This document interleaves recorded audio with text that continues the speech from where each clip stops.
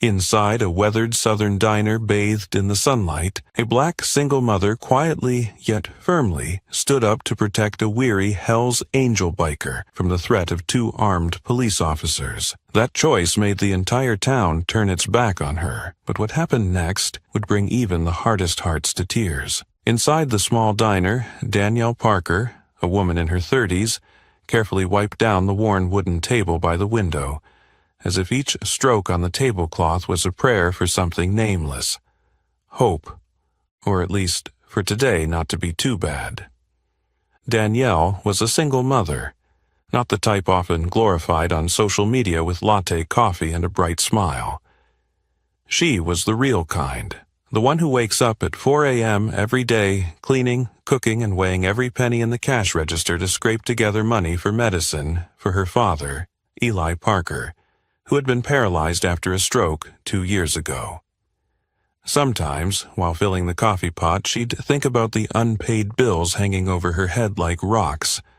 Her 8-year-old son, Caleb, was still asleep in the small room behind the kitchen, where a rickety wooden bed was covered with an old quilt Danielle had sewn herself last year with a map of the United States on it. She had never let him go hungry or without love, but she knew he could feel the tension in the air. The way Caleb would ask, "Mom, do we have enough money for the electricity today?" in a whisper, as if afraid to awaken the monsters of reality.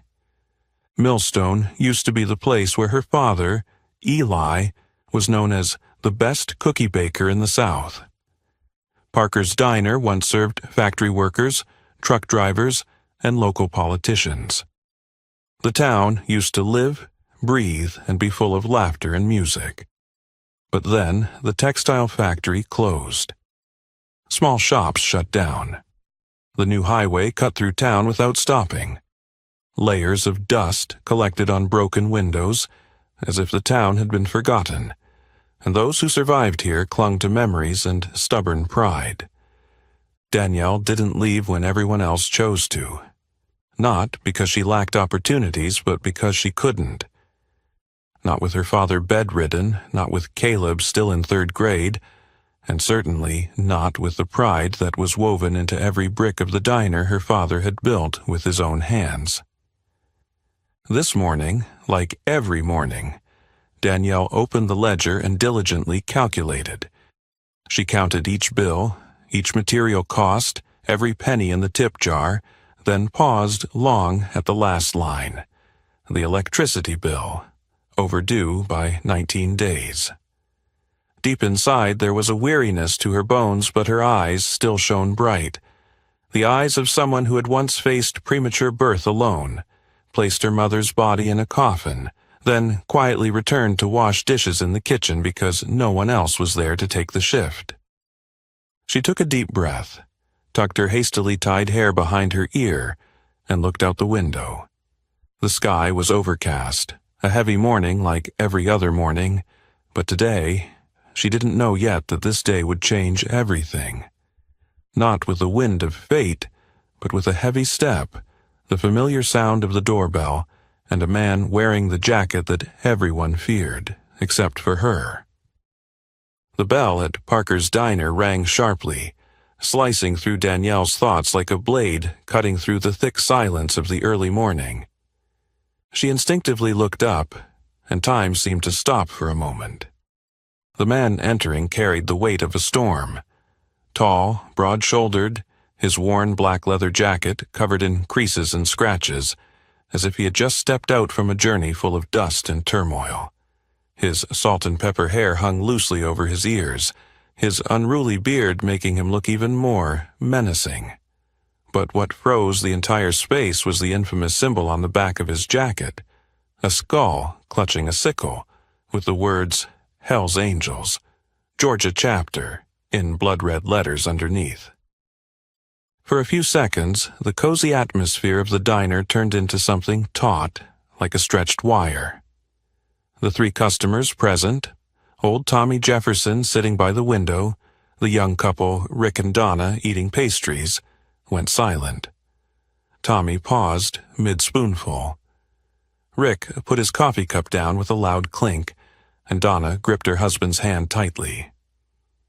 Danielle didn't move.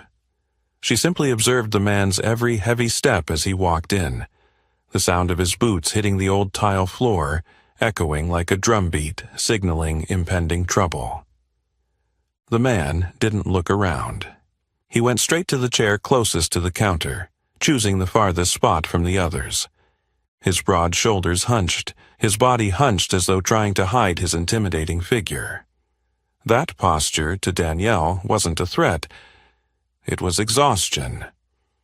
She walked toward him with the old plastic menu, her hands hidden under her apron, wiping the sweat off surreptitiously. As she drew nearer, she noticed his large, calloused hands were trembling slightly. A thin medical bracelet poked out from his sleeve. Too fragile for such a massive man. And his eyes. Those eyes were the thing that made her freeze. Light blue. Weary. Red-rimmed as if he hadn't slept for many nights. But there was no anger or threat in them, only emptiness. The eyes of a man who had once lived with hope and was now trying to hold on to the last ashes of it. Danielle softened her voice. "Welcome to Parker's Diner. Today's special is Southern fried beef with mashed potatoes. If you need something quick, I have egg biscuits and coffee ready." The man nodded slightly, his voice gravelly like a wheel grinding stone. "Coffee. Black, as quick as you can. I've been driving since before dawn."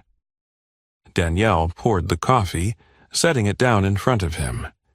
When he reached for the cup, his hand shook so badly that the liquid almost spilled over. Danielle noticed the faint initials on his wrist. W.C. Mede.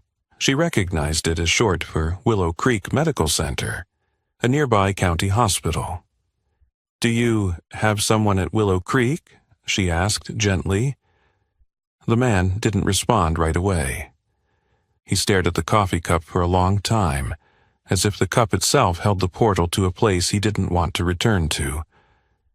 "My daughter, Jessie, 13, end stage." The answer fell into the space like a cold blow. Danielle swallowed hard. As a mother, she didn't need many words to understand.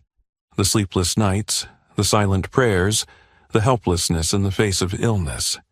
It was all written on the face of this stranger. I'm so sorry," she said, and meant it. Hank nodded, saying nothing. Danielle turned away to hide her reddened eyes. When she called the order to the kitchen, she felt the eyes behind her.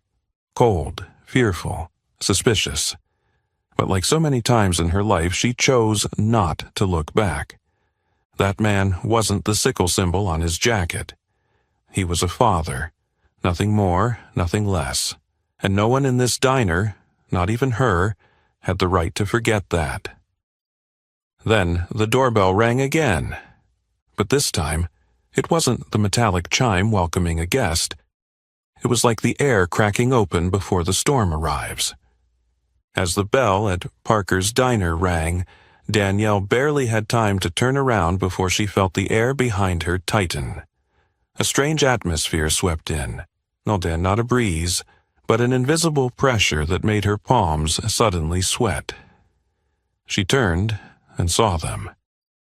Sheriff Brent Holloway, in his faded olive-green uniform with frayed edges at the collar and shoulders, his meticulously polished boots as if he had just come from a parade, walked into the diner with a face bearing two distinct expressions, the confidence of someone familiar with power, and the smug pleasure of someone about to catch prey.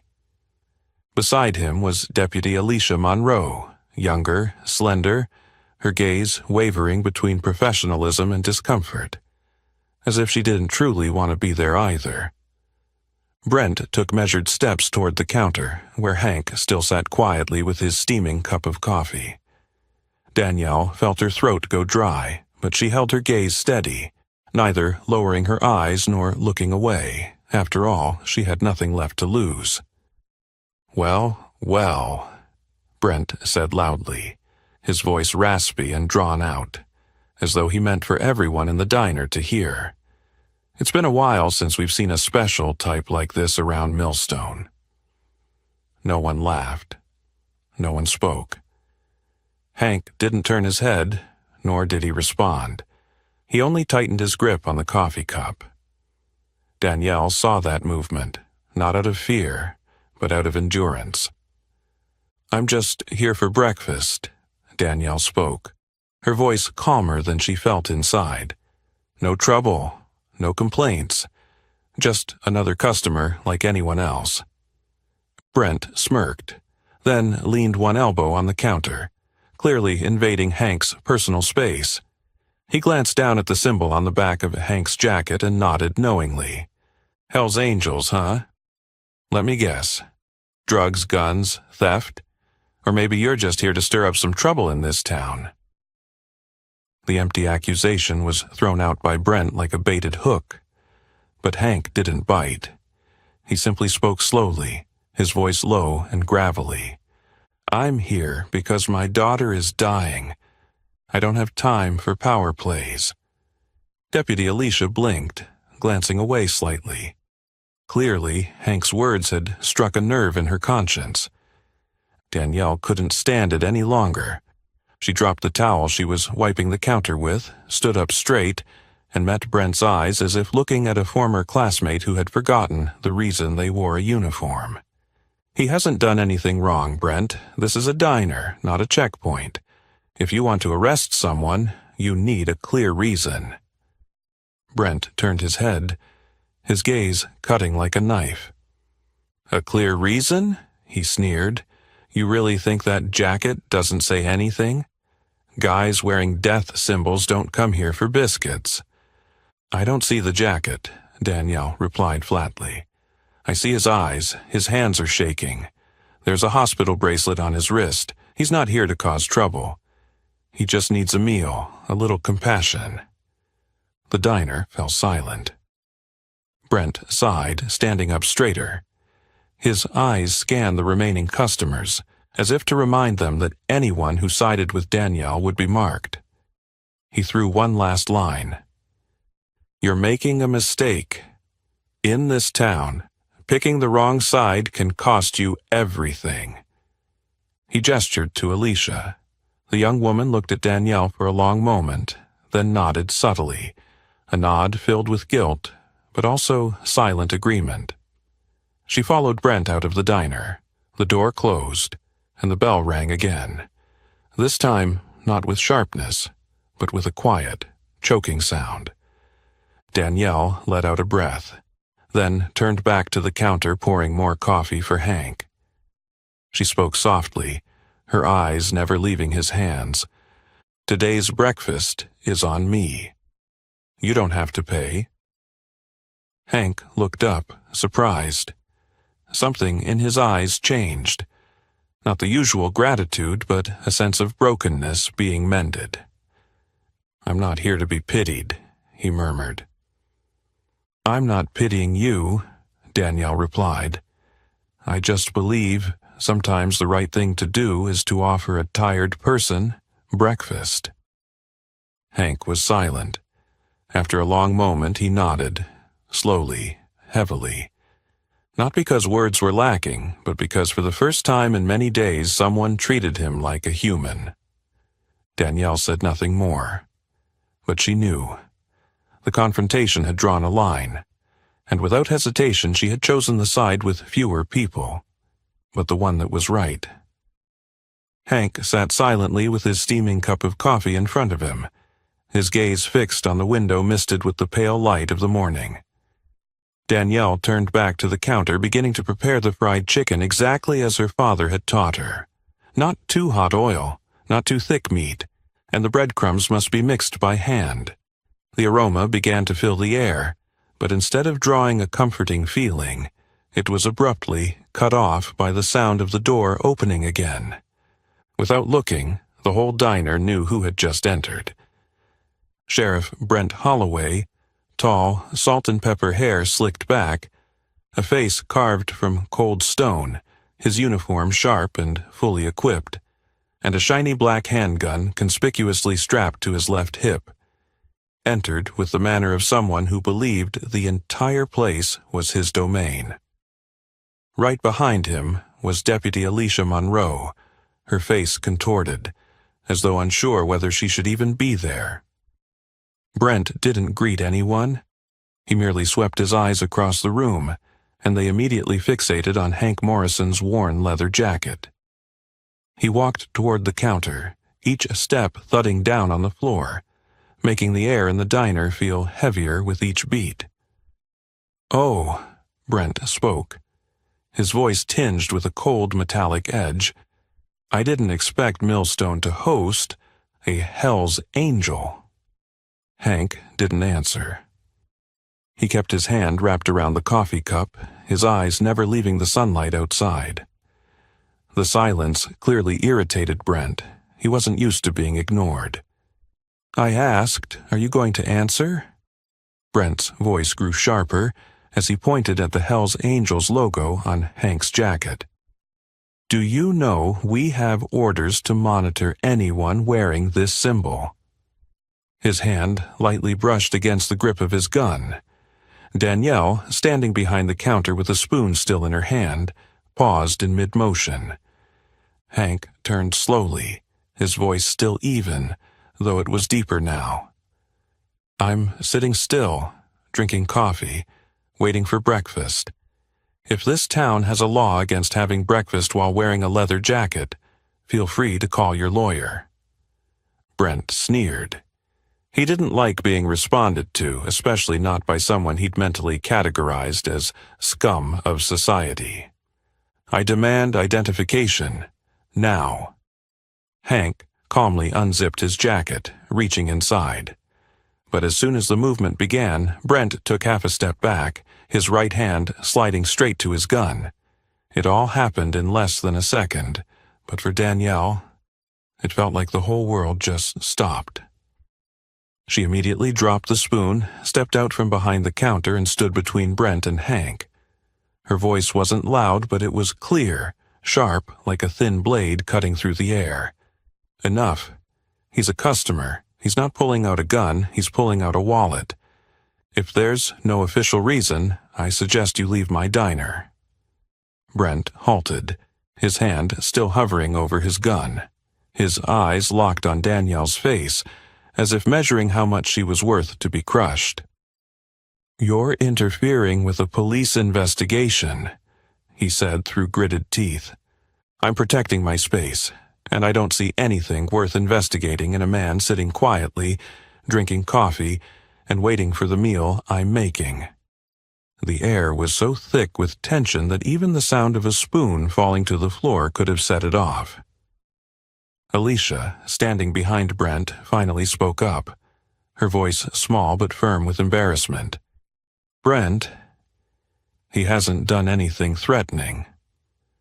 Brent turned to look at Alicia, and his gaze made it clear to everyone in the diner that this disagreement would not be ignored easily, but he didn't say anything. He just sighed and turned back to Hank. "We'll be keeping an eye on you," he growled. "Hell's Angels have no place in this town." Danielle didn't flinch. She stood firm, like a wall between Hank and Brent. Brent stepped back, his eyes still fixed on Danielle, as if engraving her face into his memory. Then he nodded slightly, not as a greeting, but like an unspoken promise. "You've chosen your side, Danielle." Then he turned, pushing the door open. Alicia looked at Danielle, nodding once more, this time with respect. She followed Brent out, leaving the door to gently swing closed behind them. No one said anything for a few minutes afterward. There was no need to. Everyone knew what had just happened, and what was coming next. Danielle returned to the counter, picked up the spoon for the sauce, and continued her unfinished task. Her hand trembled slightly, but her eyes did not. She hadn't chosen to fight, she just chose not to bow her head.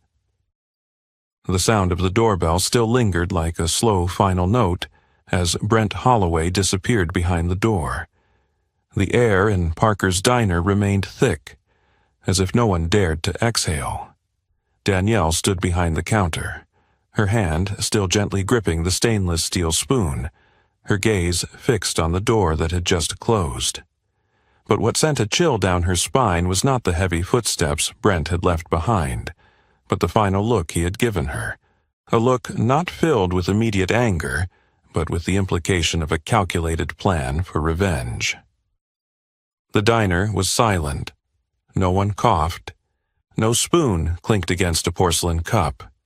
That silence was louder than any judgment. It was the proof of a small community where everyone was afraid of being implicated. Everyone just wanted to live in peace, and Danielle, she had just lost that. Rick, the young man sitting with his wife earlier, leaned forward and stood up. Donna quickly grabbed her purse, not meeting anyone's eyes. Rick placed money on the table, more than what they had eaten, as if trying to buy silence. As he walked past Danielle, he spoke quietly, not exactly reproachful, but sharp enough to cut. "You should be careful. This is Millstone, not Atlanta." They walked out quickly, almost hurriedly, not because they feared Hank, but because they feared what might come next. Tommy Jefferson, the widowed old man, who had come to the diner every week since Eli Parker was still strong, stood up more slowly. He left a coin in his coffee cup and shook his head slightly at Danielle. "Your father was a good man, but these days, being too good can be a burden." Those words chilled Danielle more than any threat. She didn't answer. She just nodded, accepting a sad truth she couldn't fight. The door rang again as he left. Only two people remained, Danielle and Hank Morrison. The large man still sat quietly, his gaze fixed on the street. A light breeze blew through the gap in the door, making the receipt papers on the counter flutter. Danielle stepped out, placing the plate of food in front of him. Crispy fried chicken, smooth mashed potatoes, rich brown gravy, and 2 slices of buttered toast with crisp edges. A simple meal her father used to say, "It might not heal, but at least it'll make you feel worth a full stomach." "No need for many words," Danielle said, her voice soft but firm. "Eat. You're safe here." Hank looked at her for a long moment, then nodded. He started eating, as if he'd forgotten the feeling of a hot meal. Danielle returned to the counter, wiping down the table, her mind in turmoil. She knew she had just pulled the rug from under her feet. The reputation of Parker's Diner, the trust of the town, the silent support of the regulars, it all just walked out with Brent Holloway. But strangely, she didn't feel regret. Inside, Danielle felt an unusual calm, as if she had just let go of an umbrella in the storm to stand tall in the rain. No more avoidance, no more trying to please everyone. Just one right choice, even though she would have to pay the price. Hank finished his meal.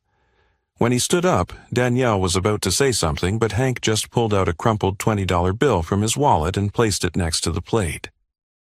He looked at her with eyes that were warm, yet weary. "Thank you for seeing me. Not the jacket I wear." Danielle smiled faintly, but in her heart she knew that "thank you" was genuine.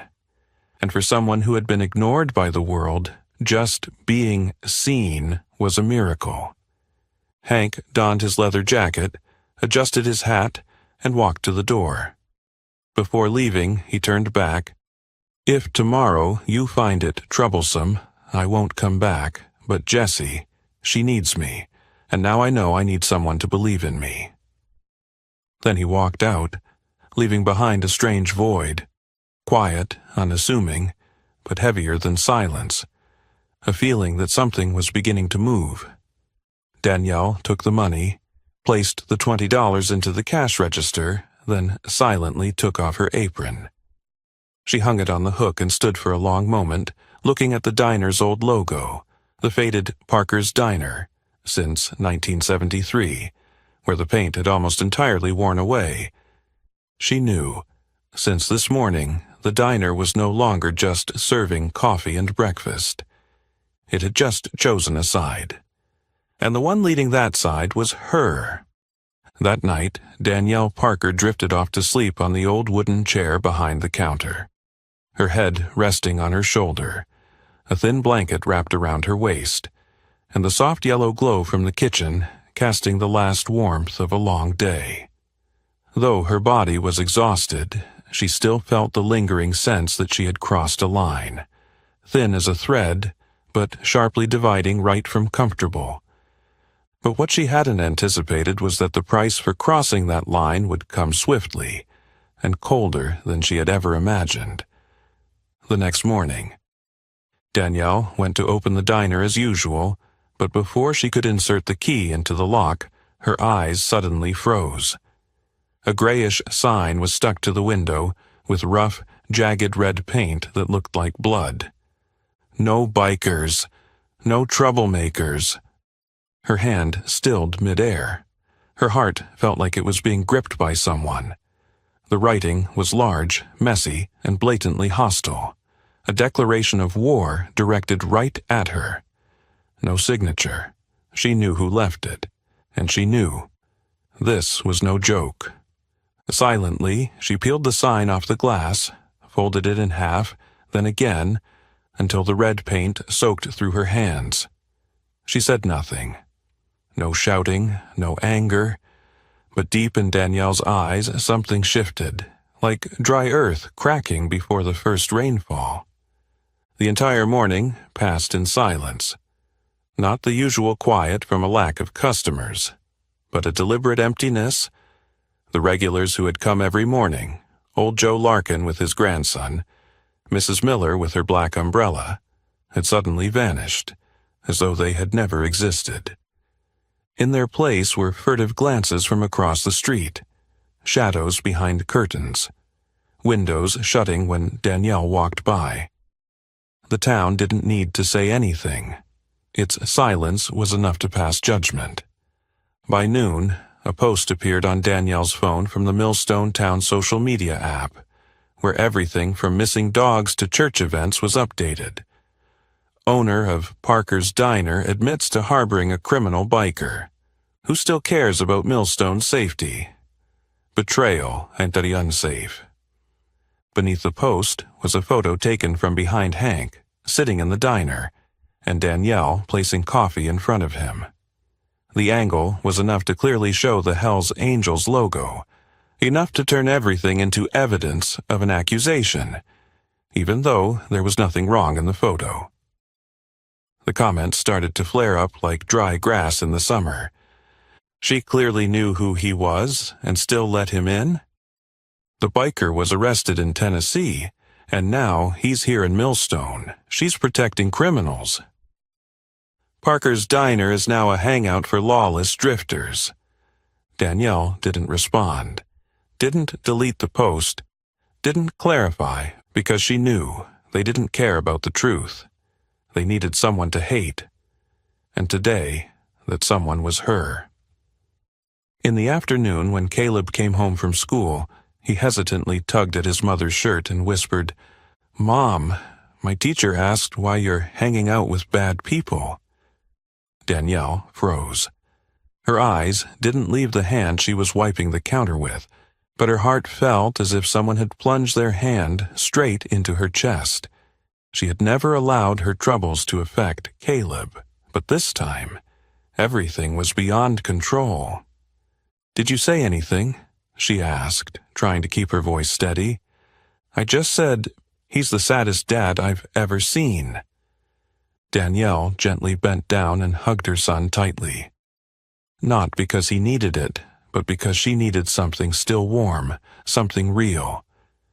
As evening fell, Parker's Diner was still as empty as it had been in the morning.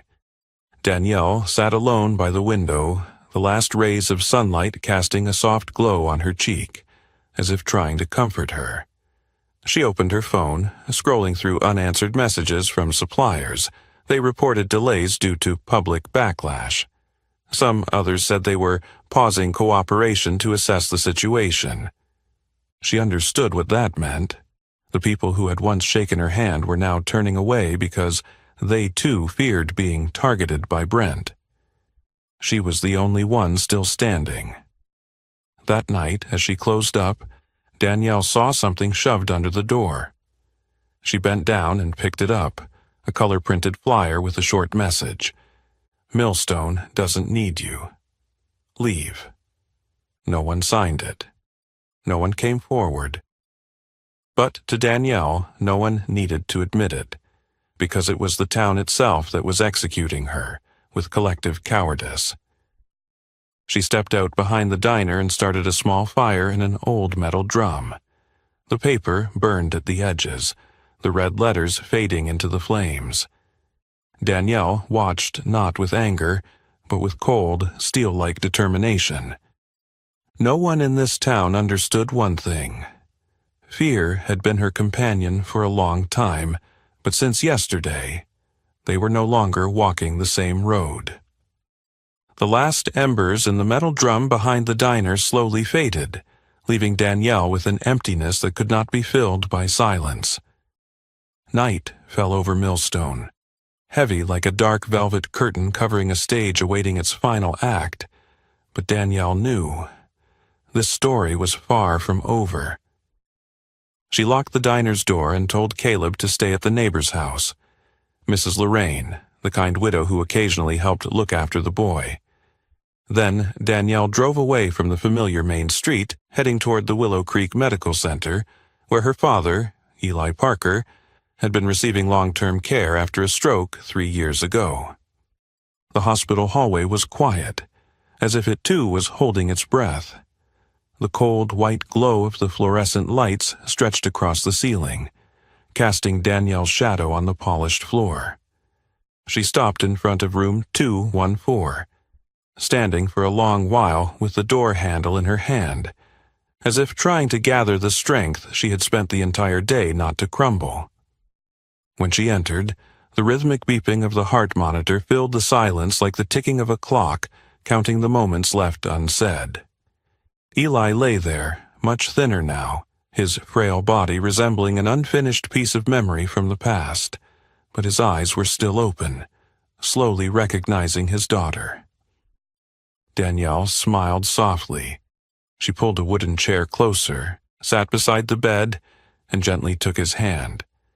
A hand that had once been strong and powerful, now dry and trembling, as if holding on to something only he and she could understand. "Today has been a long day, Dad," Danielle whispered, her thumb lightly stroking the back of his hand, just like he had comforted her when she was hurt as a child. "I know you can't speak, but if you're listening, I'll tell you." And so, in the pale white room, she told him. From the coffee she handed to a man she didn't know the name of, to the moment Brent Holloway reached for his gun, to the hastily written red-painted sign in front of the diner, and the venomous comments online. She recounted every look she received that day, the eyes that had once been friendly, but now avoided her like she carried a plague. And she even told him about Caleb's question about why his mom hung out with bad people. When she reached this point, her voice faltered. Not because she was weak, but because, for the first time, she felt she was fighting without any allies standing behind her. But Eli's hand was still in hers, and strangely it tightened slightly. Danielle took a deep breath, then leaned in closer and whispered into his ear, "I don't regret it, Dad. You taught me to do what's right. And today, what's right is standing by someone who has no one else to stand with." Amid the cold mechanical sounds of medical devices, those words felt like an invisible thread, connecting the past and the present, the roots and the branches, father and daughter. A tear silently fell onto her wrist. It was unclear whether it came from Danielle or from the eyes of the man who could no longer speak. But she felt it, and she understood. Eli knew. He heard, and he agreed.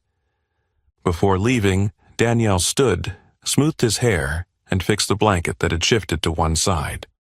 Then she bent down and kissed his bony hand, as if performing a sacred ritual just for them.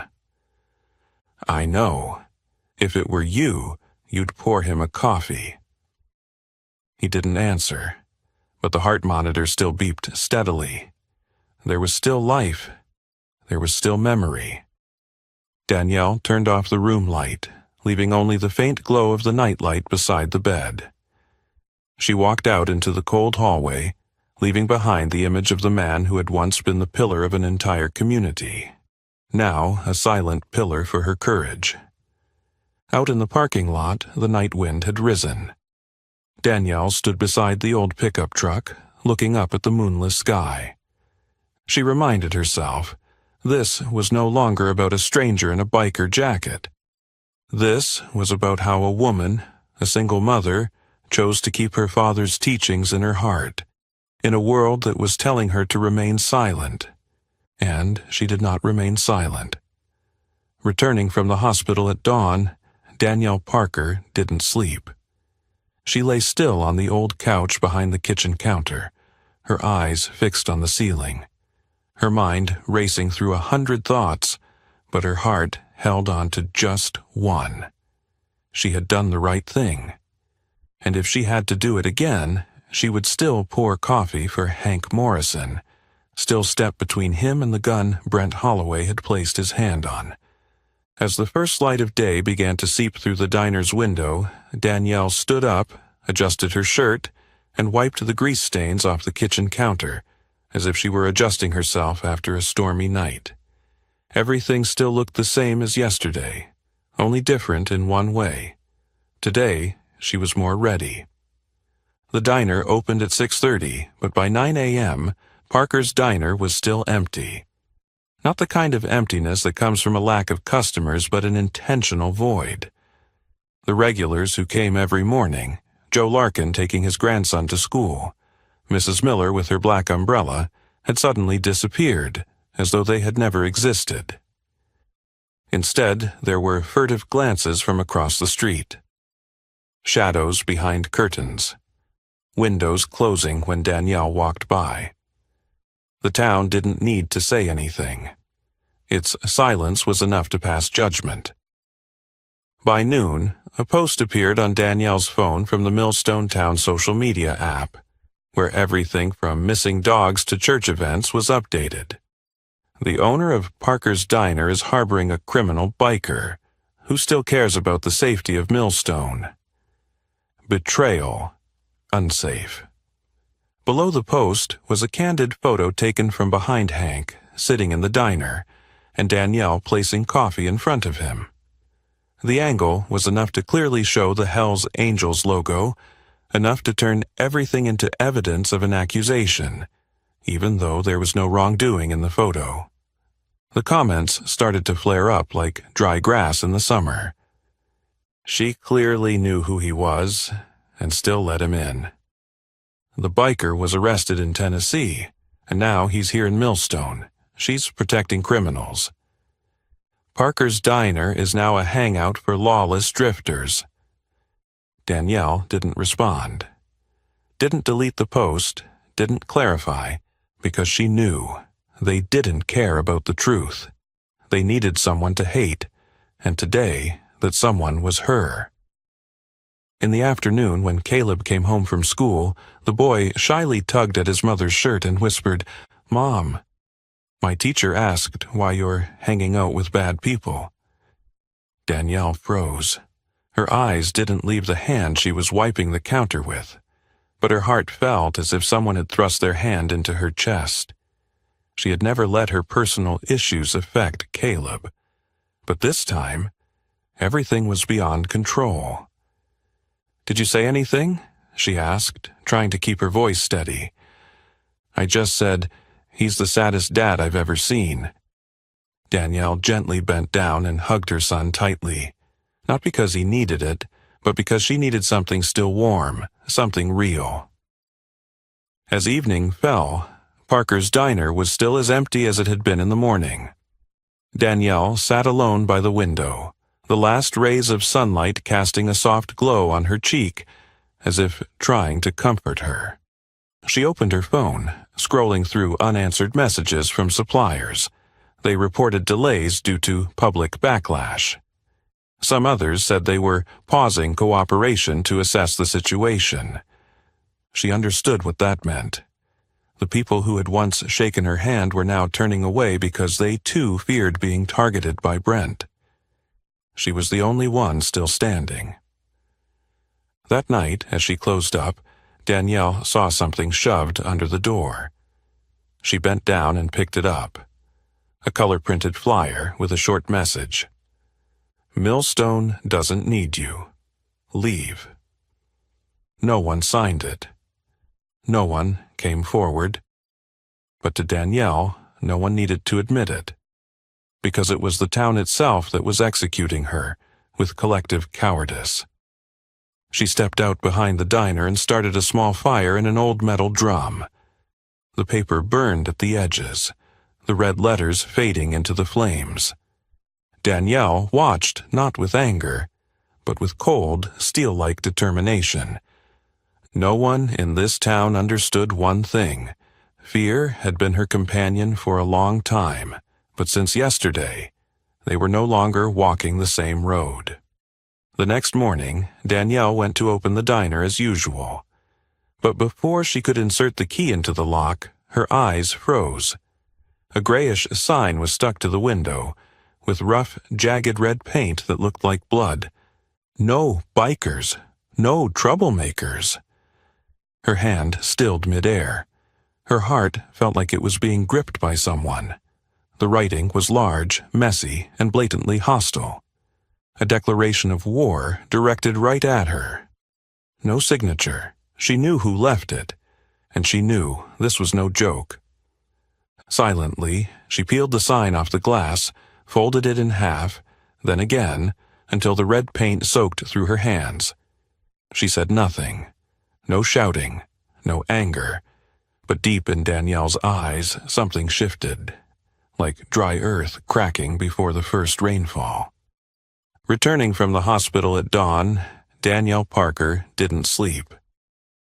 She lay still on the old couch behind the kitchen counter, her eyes fixed on the weathered ceiling, her mind racing through 100 thoughts, but her heart held on to just one. She had done the right thing. And if she had to do it again, she would still pour coffee for Hank Morrison, still step between him and the gun that Brent Holloway had placed his hand on. As the first light of day began to seep through the diner's window, Danielle stood up, adjusted her shirt, and wiped the grease stains off the kitchen counter. As if she were adjusting herself after a stormy night, everything still looked the same as yesterday, only different in one way. Today, she was more ready. The diner opened at 6:30, but by 9 a.m., Parker's diner was still empty. Not the kind of emptiness that comes from a lack of customers, but an intentional void. The regulars who came every morning, Joe Larkin taking his grandson to school, Mrs. Miller with her black umbrella, had suddenly disappeared, as though they had never existed. Instead, there were furtive glances from across the street, shadows behind curtains, windows closing when Danielle walked by. The town didn't need to say anything. Its silence was enough to pass judgment. By noon, a post appeared on Danielle's phone from the Millstone Town social media app, where everything from missing dogs to church events was updated. The owner of Parker's Diner is harboring a criminal biker. Who still cares about the safety of Millstone? Betrayal. Unsafe. Below the post was a candid photo taken from behind Hank, sitting in the diner, and Danielle placing coffee in front of him. The angle was enough to clearly show the Hell's Angels logo, enough to turn everything into evidence of an accusation, even though there was no wrongdoing in the photo. The comments started to flare up like dry grass in the summer. She clearly knew who he was and still let him in. The biker was arrested in Tennessee, and now he's here in Millstone. She's protecting criminals. Parker's Diner is now a hangout for lawless drifters. Danielle didn't respond, didn't delete the post, didn't clarify because she knew. They didn't care about the truth. They needed someone to hate. And today, that someone was her. In the afternoon, when Caleb came home from school, the boy shyly tugged at his mother's shirt and whispered, "Mom, my teacher asked why you're hanging out with bad people." Danielle froze. Her eyes didn't leave the hand she was wiping the counter with, but her heart felt as if someone had thrust their hand into her chest. She had never let her personal issues affect Caleb, but this time, everything was beyond control. "Did you say anything?" she asked, trying to keep her voice steady. "I just said, he's the saddest dad I've ever seen." Danielle gently bent down and hugged her son tightly.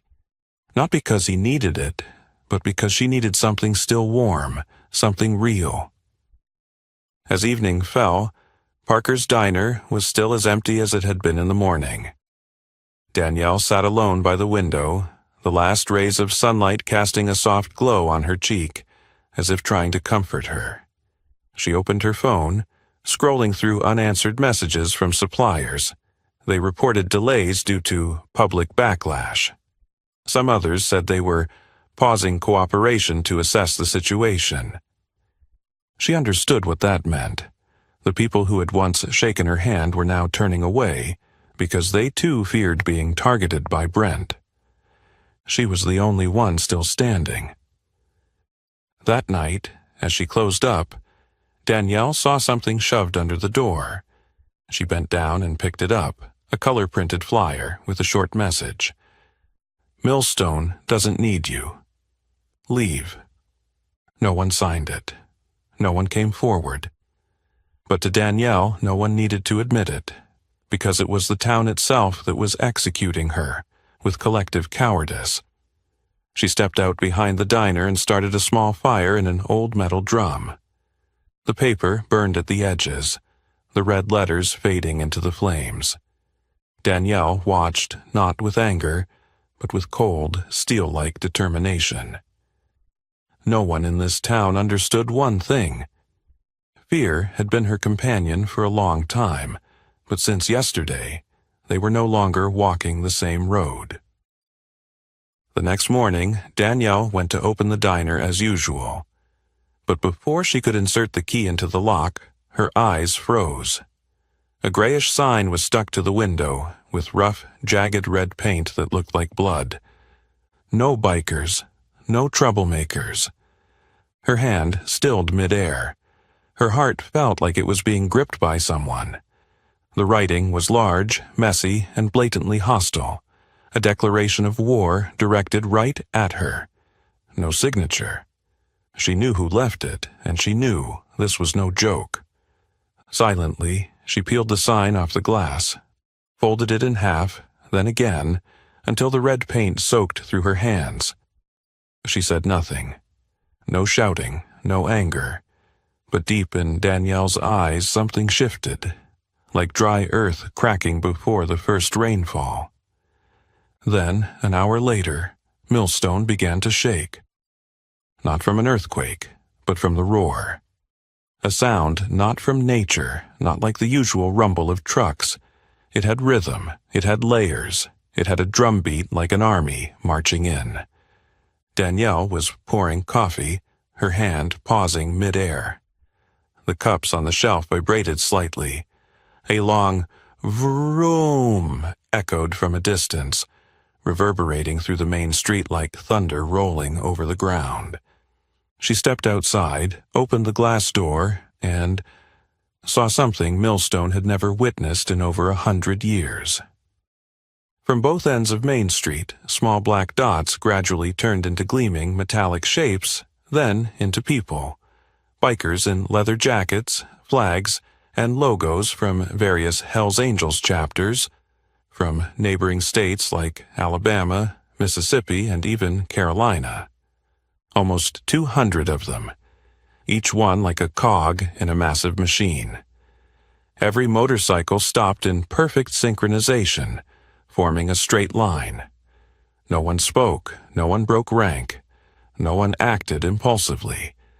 But it was the orderliness that made the townspeople more afraid than the roar. People spilled out onto the street. From the barber shop porch to the old pharmacy balcony, people gaped down at the street covered in leather, gasoline, and disciplined silence. Mrs. Miller pulled back her window curtain, leaving only her eyes visible. The Jones kids sat on the front steps, breathless, watching the crowd pour in like a flood. And it all stopped in front of Parker's Diner. Danielle stepped onto the stoop, standing tall. Inside, she wasn't afraid, but deeply amazed, as if seeing a storm choose her as its epicenter. One man stepped out from the front row. Tall, wearing a plain black jacket, a shaved head, a white beard, and a voice as deep as coal, shaped into words. "You're Danielle Parker?" "Yes," Danielle replied without hesitation. The man nodded. "I'm Marcus Turner, president of the Grim Reapers, Riverside chapter." She didn't immediately react. Hank had mentioned the name before, but she hadn't expected to meet him today, and in this near-legendary circumstance. Marcus extended his hand, gloved fingers thick and warm. "You gave my brother, Hank, something no one here dared give: respect." Danielle shook his hand, and for the first time in many days she didn't feel like the smallest person in the room. Marcus turned back, signaling. Immediately, the entire convoy cut their engines, leaving a silence that was louder than the roar. Then, one by one, they dismounted. They weren't noisy, they weren't shouting. They simply walked, slow, orderly, heading toward Parker's Diner like pilgrims to a sacred ground. Some brought flowers. Others carried small flags with the words, "Respect the kind," and a few brought food supplies, bags of coffee, bread, deli meat, things typically seen in community outreach. Danielle gasped, not because of the number of people, but because of the meaning. She turned to Marcus and asked softly, "All of this, for a meal?" Marcus smiled, a cracked but strong smile. "No, Miss Parker, for an attitude, for the way you stood up for someone the whole town was willing to reject. In our world, anyone who stands alone for what's right won't stand alone for long." From across the street, Brent Holloway appeared, standing at a distance, still in his police uniform, arms crossed, his eyes narrowed as if trying to pierce through every leather jacket in front of him. But this time, no one in the crowd feared him, and he knew it. Alicia Monroe followed, her eyes different, no longer hesitant, but quietly respectful. Danielle stepped one step onto the stoop, then spoke, her voice loud but not harsh. "I don't know what to prepare for 200 people, but if you don't mind, I can start frying eggs." Laughter erupted. Not loud, not aggressive, but deep, full, and real. The crowd of bikers clapped, patted each other on the back, and began filling up Parker's Diner, a place now both a dining hall and a front line. On the roof across the street, a small flag with a skull and wings fluttered in the morning breeze. And in this town that had once been as silent as a cemetery, for the first time in many years, the sound of faith was returning. After the raucous laughter and thunderous handshakes full of camaraderie, Marcus Turner turned to Danielle, tilting his head toward the open door, greeting the early sunlight and the strong breeze from Main Street. "A small truck will be here in a few minutes. Don't worry. We're not here to eat for free. Roy and Linda called all your suppliers yesterday. All the costs for today have already been paid in advance." Danielle froze. Not because of the money. She hadn't even imagined how much it would cost to serve over 200 people, but because of how everything had been arranged so perfectly, so quietly. No one was bragging, No one was demanding. It was simply support, as if gratitude itself could be organized and disciplined. Just then, the sound of a truck horn came from behind the diner. Danielle ran around to the back door and saw two small trucks reversing into the parking lot, their truck beds opening to reveal eggs, bacon, sausages, whole loaves of bread, premium coffee beans, cooking oil, fresh vegetables, and even a crate of packaged pastries. 3 burly bikers were already in the back, jumping into the truck beds, passing crates down, one even wearing a white chef's hat and gloves, asking the diner's old head cook, "How many ovens of eggs do you need at once?" Danielle laughed, the first time in days without the bitter taste of exhaustion. She turned around, waving to the friends she had once thought had turned their backs. Mrs. Lorraine from next door arrived, carrying Caleb, wearing her old apron. Will from the church also came by, bringing 5 young volunteers. No one asked, "What's going on?" They just got to work. They came because they saw the lights on in the diner, and something inside told them today was the time to stand together. Inside Parker's diner, the unimaginable started to happen. A biker with a beard and patched-up leather jacket was playing chess with Mrs. Harriet Dawson, the elderly woman who had once opposed letting those bikers into the town.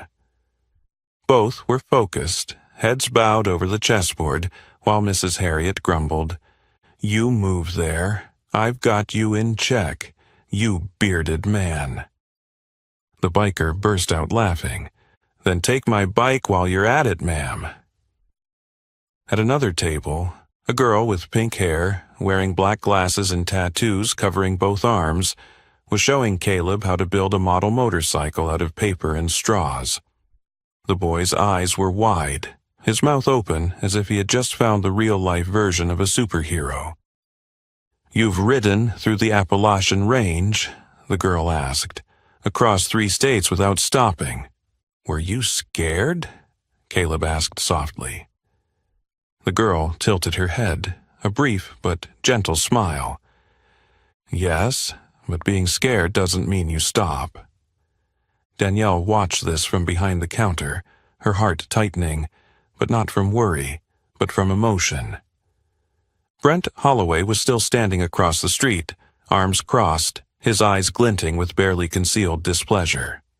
From his position, the diner he had once threatened was transforming into a place he couldn't control.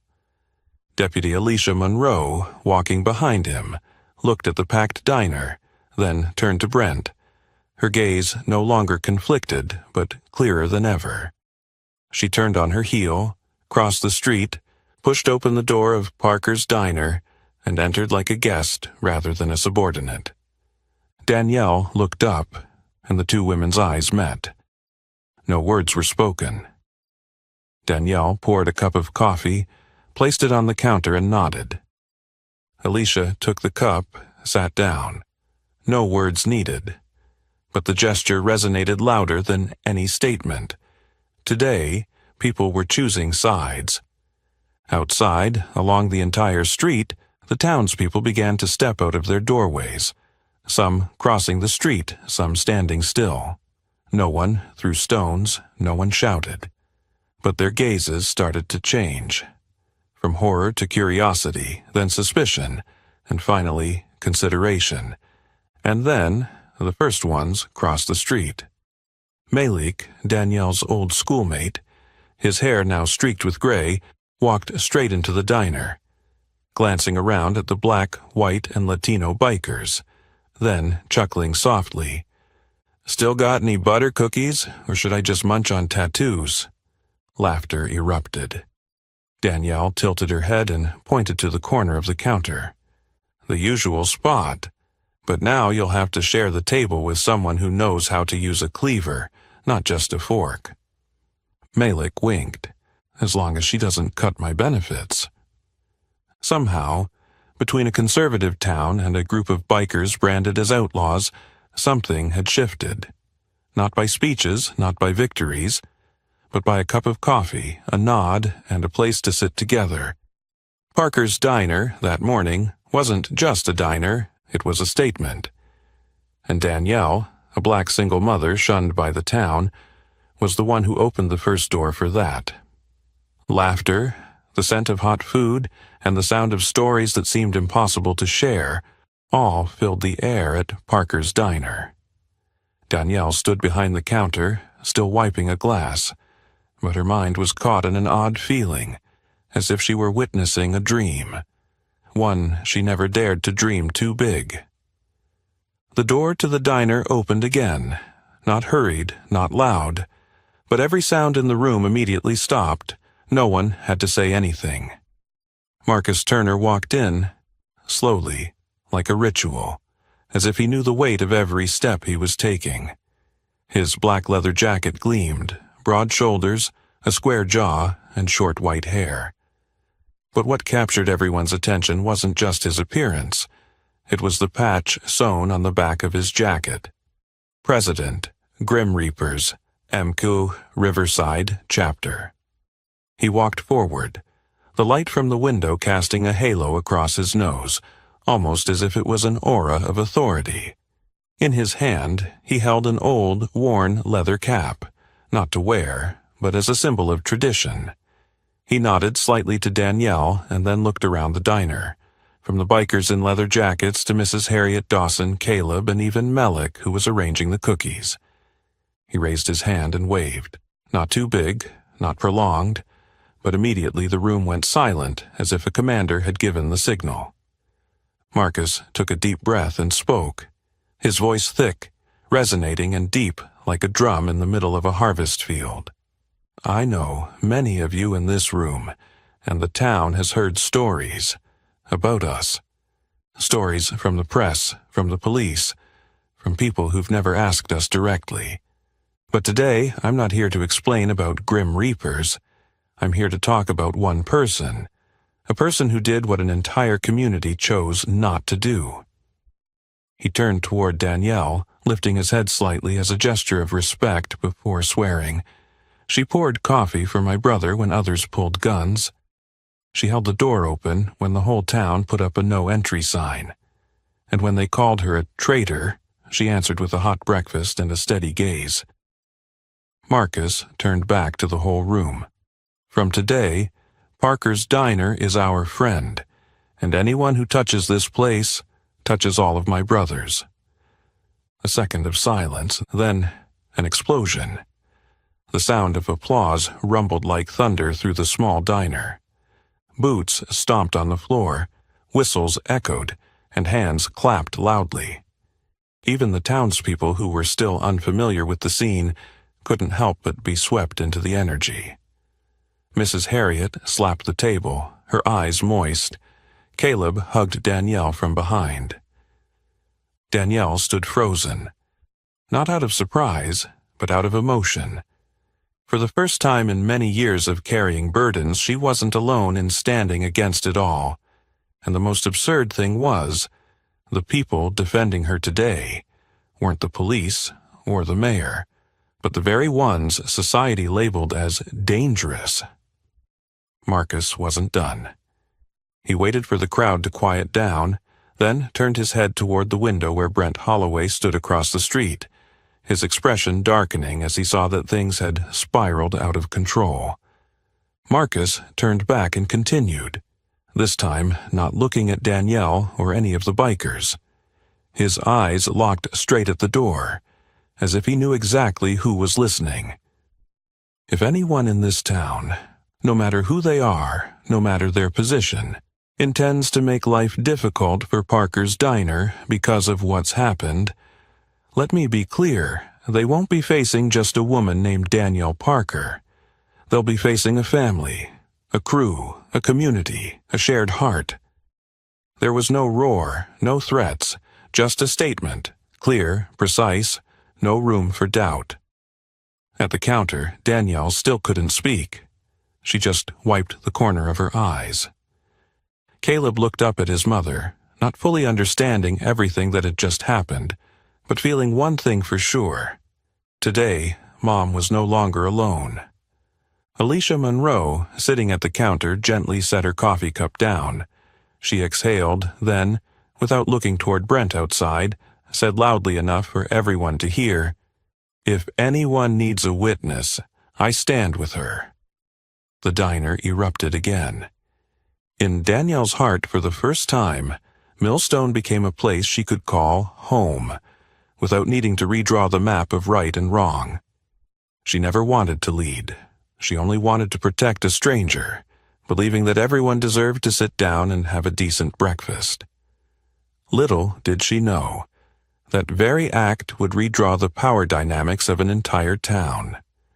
As the laughter died down and the atmosphere inside Parker's diner returned to a gentler rhythm, the coffee bubbling in the pot, the sound of eggs sizzling in the pan, the clinking of knives and spoons like a simple, harmonious melody, Danielle Parker still couldn't quite believe what had just happened.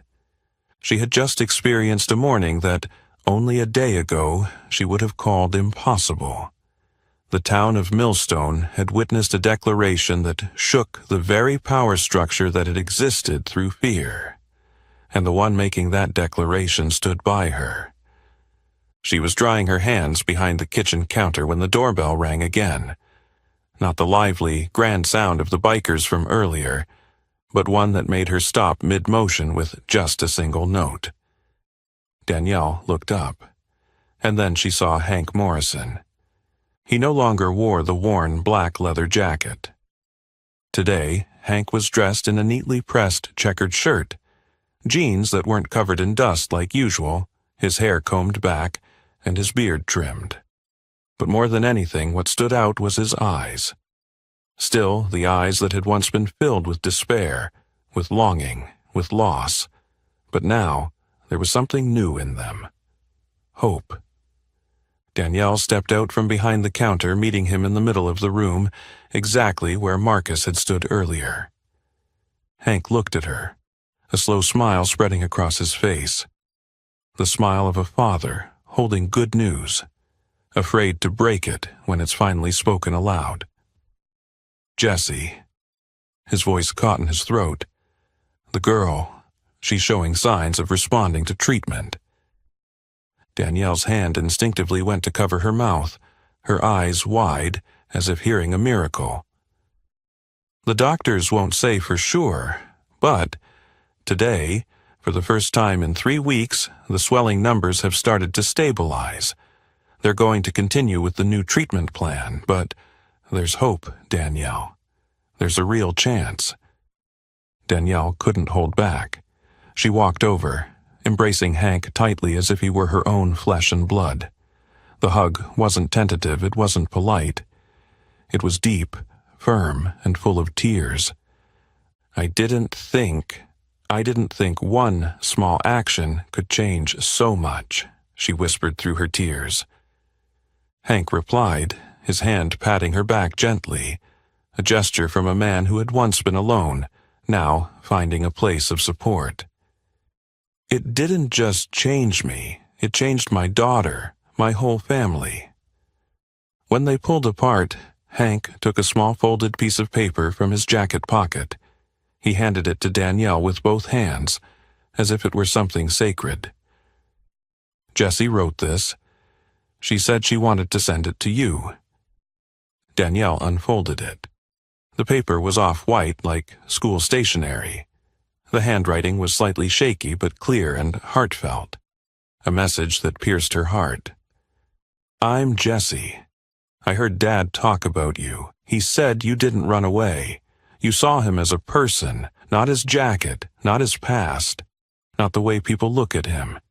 I haven't met you, but I want to grow up to be someone like you." At the bottom was a crude drawing made with a ballpoint pen. A black woman, standing in the middle of a small diner, arms spread wide, with a line of motorcycles neatly lined up behind her. Danielle hugged the paper to her chest. She didn't say anything. She just nodded slowly, her tears falling silently, but her lips curved into a smile.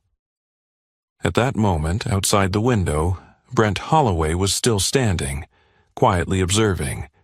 But unlike before, this time his gaze was no longer cold and arrogant. It contained something that had never existed in his eyes before: confusion. He witnessed the little diner not being crushed, but growing with every passing minute, not because of money, but because of kindness, not with weapons, but with community. And he, who had once controlled this town through fear, was now becoming invisible among people who no longer bowed their heads.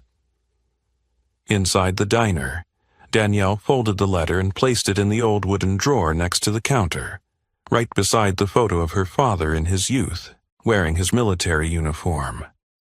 Between two generations, one a soldier who had gone to battle, and a young girl fighting for life, she stood in the middle, the invisible bridge connecting what needed to be preserved: dignity, trust, and resilience.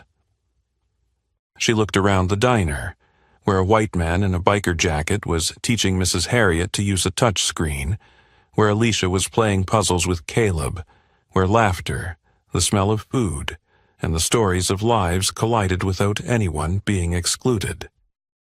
This was what she had dreamed of, but had never dared to believe it would become reality. As the soft evening light filtered through the window of Parker's diner, casting a warm golden streak across the old tiled floor, Danielle still held Jessie's handwritten letter close to her chest, as if afraid that if she let go, this beautiful moment would vanish. The scrawled drawing, the clumsy handwriting, and the image of the 13-year-old girl fighting hour by hour, all of it remained in her heart like a small candle burning brightly in a room that had once been dark. That was when Roy and Linda Morrison walked in again, quietly, without fanfare. Just two weathered, hardened, and once grieving souls, now bringing with them an unexpected gift. Linda gave Danielle a gentle hug, the kind of hug from a woman who has lost so much. She's no longer afraid to show emotion. Roy silently placed a small brown leather-wrapped package on the counter, his face trying to hide some emotion that was on the verge of breaking through. "It's from Hank," Roy said. "And from all of us." Danielle touched the leather-wrapped package. It was soft, firm, and cool to the touch, like a promise. When she opened it, she froze. In her hands was a real biker jacket, meticulously sewn with every stitch. The back was embroidered with a clear, powerful message: Parker's Diner, friend of the Reapers, protected. Below that was a smaller embroidered patch, shaped like a simple shield, with just one word: protected. Danielle bit her lip, clutching the jacket to her chest like holding a victory that no one else could fully understand, because it didn't come from triumph, but from standing firm in the face of doubt. Linda took out a folded piece of paper from her pocket and handed it to Danielle with both hands, her expression serious, as if she were handing over a sacred relic. "Hank wrote this at midnight. He wants you to keep it." Danielle opened it. The handwriting was slanted and bold, some parts trembling, but every line was clear, like a voice speaking in the stillness of the night. "Danielle, thank you. Not for the coffee, not for the breakfast, but because you saw me, not the jacket, not the past, not what others say about me. You saw the father in me, and Jessie." She's smiling again. "Today," she said, "I want to give her a hug. I hope for that day, but until then, I hope you keep this jacket, as a promise that you'll never stand alone again. Hank Morrison." Danielle stood still, her hands trembling slightly. She folded the paper back up, pressed it against her heart, and whispered softly, "He doesn't know. I've always wished someone would say that to me." She turned toward the kitchen corner, where a photo of her father, Eli Parker, hung on the wall since the diner had opened. In the photo, he wore his old apron, smiling brightly next to the bakery oven, with the words, "Every loaf is a promise to the customer," written behind him. Next to that photo was a vacant hook, used only to hang the apron at the end of the day. Danielle lifted the biker jacket and carefully hung it up. When she let go, the jacket swayed gently, right next to the photo of her father and his faded apron. Two symbols, the past and the present, tradition and rebellion, bloodlines and new blood, now hung side by side, like a quiet but steadfast affirmation. Kindness has no fixed shape, and honor doesn't always come from the accepted uniforms. Linda gently squeezed Danielle's shoulder, whispering, "Hank says, if someday Jessie gets better, she wants to come here for butter cookies." Danielle laughed through her tears. "She'll have a whole batch baked fresh, with her name on each one." From outside, the evening light slanted through the large window frame, casting its glow across the leather jacket hanging on the wall, making the words, "Friend of the Reapers," gleam with a bright silver flash. And in that light, Danielle realized something she had never dared to put into words. She hadn't just kept her father's diner going. She had turned it into something greater. A fortress with no walls, no soldiers, no guns, but invincible, because it was built on courage. The last rays of sunlight streamed through the windows of Parker's diner, casting slanted light onto the leather jacket hanging next to the picture of Eli Parker and the old apron.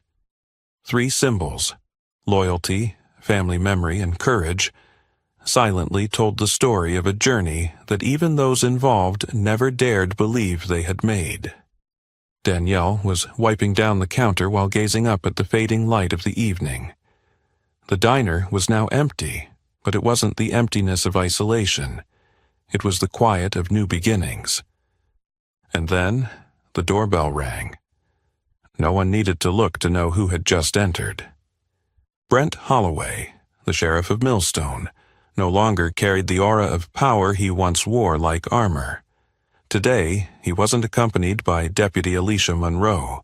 No crisp uniform, no confident stride or heavy footsteps. Brent wore a faded gray shirt, old jeans, and a baseball cap pulled low, as if hiding something in his eyes. Danielle saw him the moment the door opened, but she didn't flinch, didn't step back, and didn't change her expression. She stood still behind the counter, still holding the steel coffee pot. Brent didn't say a word. He walked slowly toward the counter where the last empty seat was, the very spot where Hank Morrison had sat on the first day. No one in the diner looked up.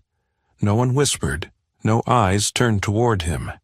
But the atmosphere became thick, as if the whole room was holding its breath.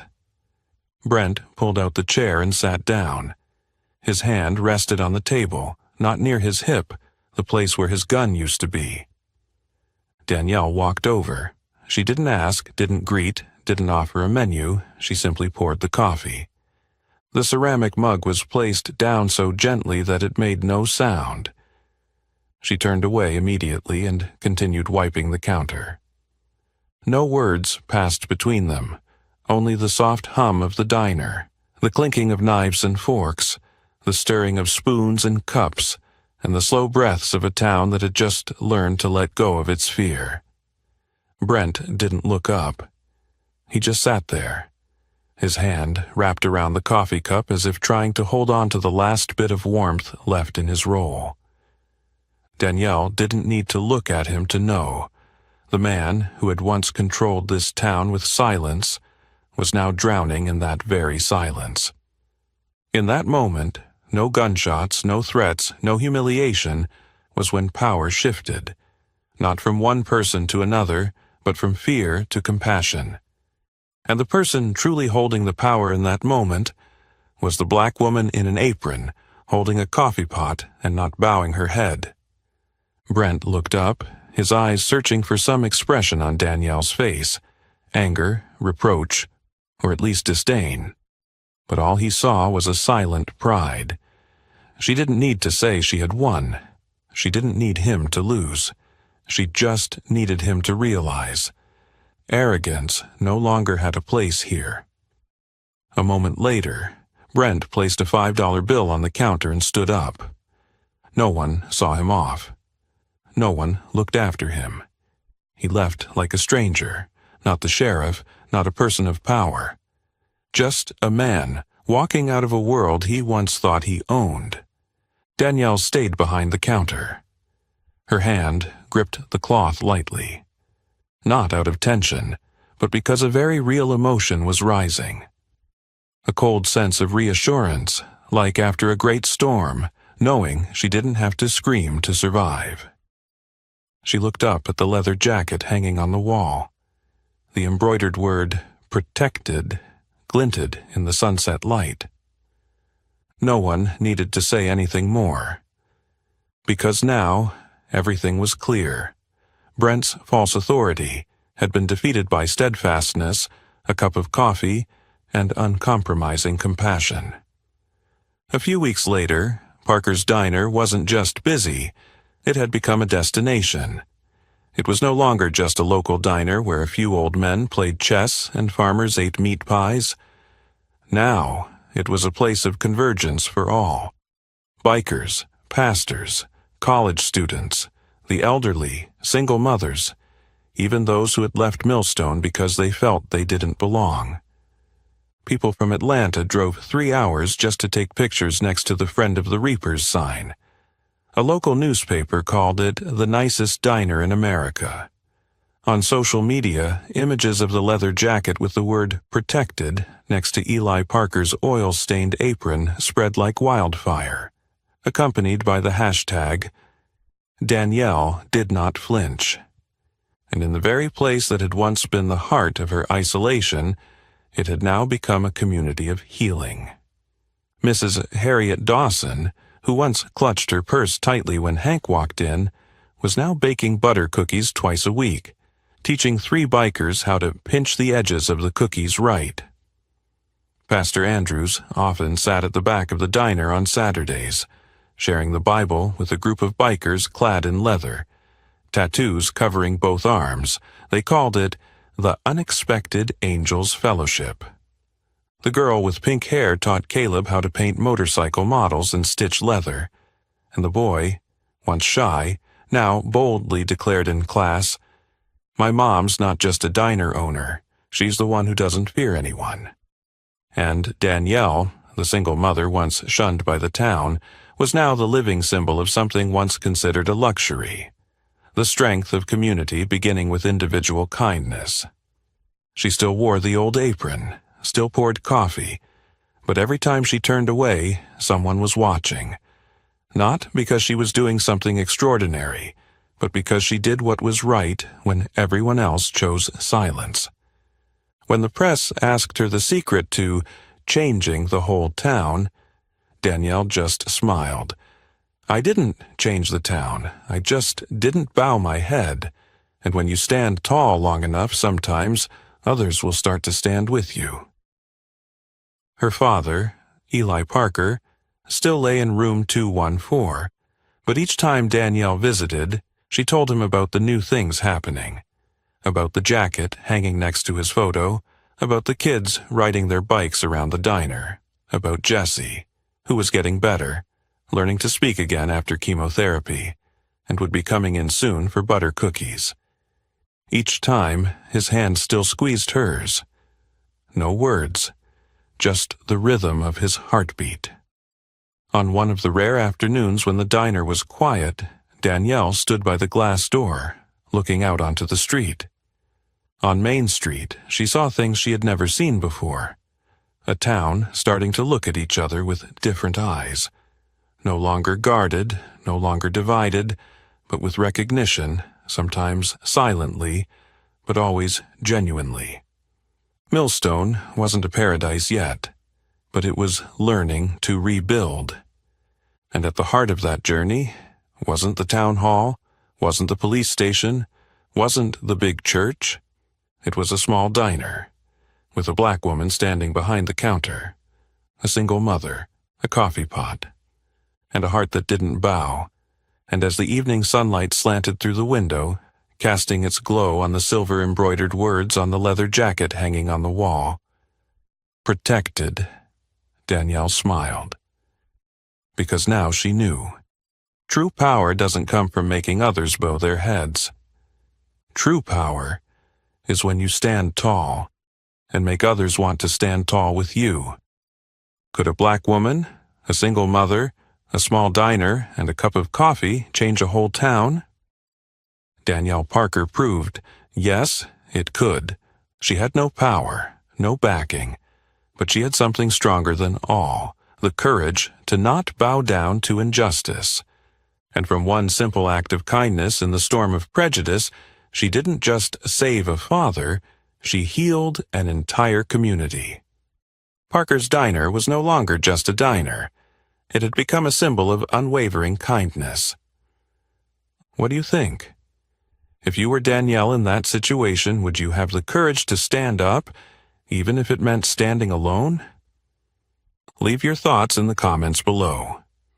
Don't forget to like, share this video if you believe in the power of compassion, and subscribe to the channel so you won't miss the next inspiring stories. Thank you for joining us. And remember, sometimes a cup of coffee can change the world.